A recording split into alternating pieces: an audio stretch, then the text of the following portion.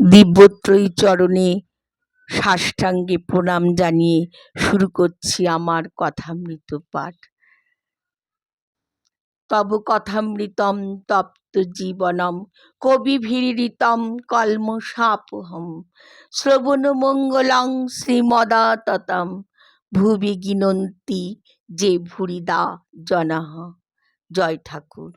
সত্য কথা কলির তপস্যা, ঈশ্বর কোটি ও জীব কোটি। একজন ভক্ত মহাশয় নবহুল্লোড় বলে এক মত বেরিয়েছে, শ্রীযুক্ত ললিত চাটুর্যে তার ভিতর আছেন। ঠাকুর শ্রীরামকৃষ্ণদেব। নানা মত আছে, মত পথ, কিন্তু সবাই মনে করে আমার মতই ঠিক, আমার ঘরেই ঠিক চলছে। গিরিশ মাস্টারের প্রতি পোপ কি বলেন? It is with our judgement. Thakur Shri Ramakrishnadev মাস্টারের প্রতি, এর মানে কি গা মাস্টার? সবাই মনে করে আমার ঘড়ি ঠিক যাচ্ছে, কিন্তু ঘড়িগুলো পরস্পর মেলে না। ঠাকুর শ্রীরামকৃষ্ণদেব তবে অন্য ঘড়ি যত ভুল হোক না, সূর্য কিন্তু ঠিক যাচ্ছে, সেই সূর্যের সঙ্গে মিলিয়ে নিতে হয়।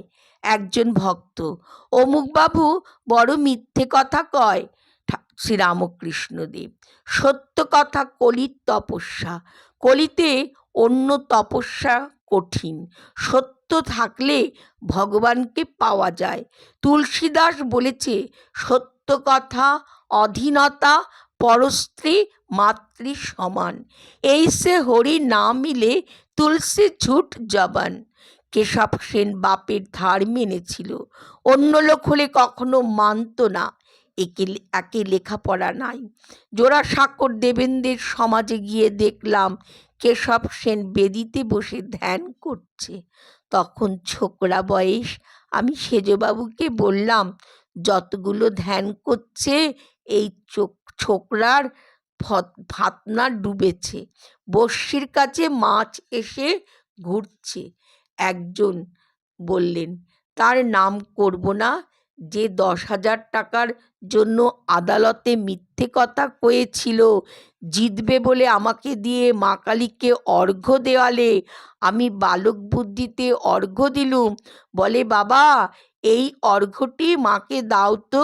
ভক্ত, আচ্ছা লোক শ্রীরামকৃষ্ণ, কিন্তু এমনি বিশ্বাস আমি দিলেই মা শুনবেন?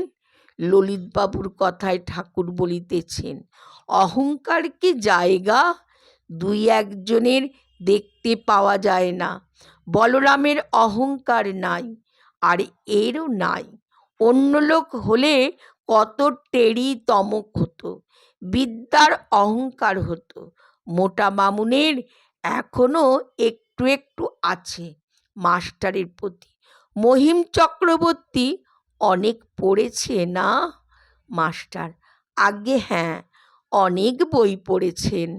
ঠাকুর শ্রীরামকৃষ্ণদেব সহাস্যে, তার সঙ্গে গিরিশ ঘোষের একবার আলাপ হয়, তাহলে একটু বিচার হয়।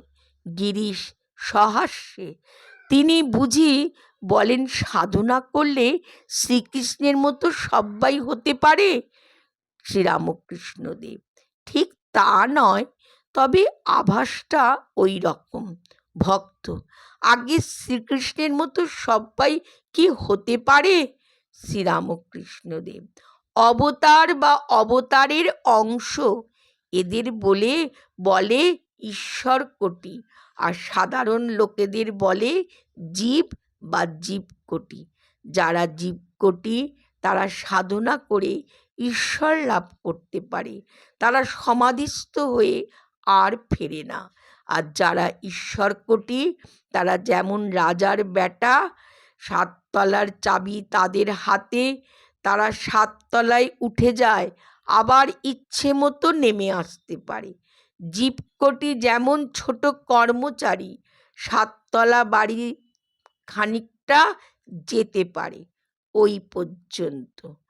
জনক জ্ঞান ও ভক্তির সমন্বয়। জনক জ্ঞানী, সাধন করে জ্ঞান লাভ করেছিল।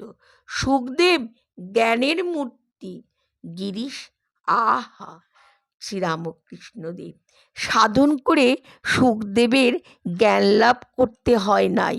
নারদেরও সুখদেবের মতো ব্রহ্মজ্ঞান ছিল, কিন্তু ভক্তি নিয়েছিলেন লোকশিক্ষার কাজ।